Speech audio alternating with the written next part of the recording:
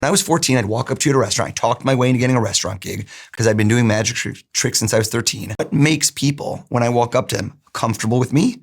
What makes them uncomfortable? I started learning how people think.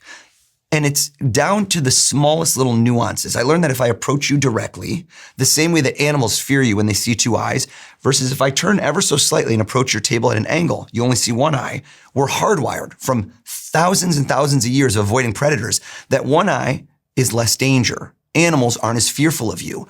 So I walk up to you, I create time limits. I learned quickly that if I walk up, the first thing someone thinks is, oh my God, is he gonna be here long? The next thing is, do they even know this kid's working here? Is he any good at this? Oh God, I need money. Do I have to tip him? I didn't bring cash. All of these thoughts that go through your minds, they're known as heuristics. It's how we deal with our life every day. And if you can know what somebody's thinking, not to perform a mentalist trick, but know what they're thinking when they meet you, or when you ask your boss for a raise, or when you ask a girl or a guy out on a date, you knowing that is a huge tactical advantage.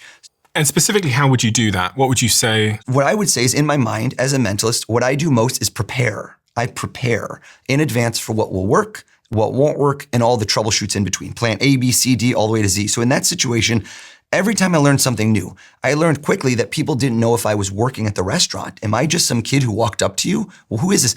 So I walk at an angle so they know I might be leaving soon. I'm 1 foot in, I'm 1 foot out.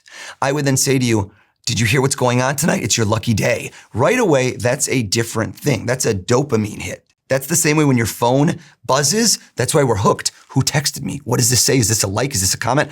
That's that lottery.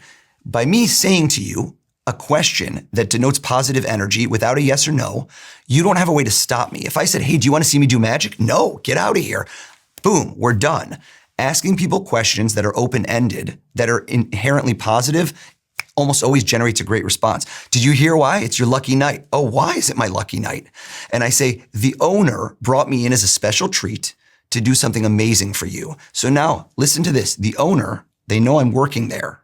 The owner brought me in. I know the owner, social value, social currency, as a special treat. That means you don't need to pay me money. They've paid the bill. Amazing. And then to show you something amazing. So I've given you no point at which to say no.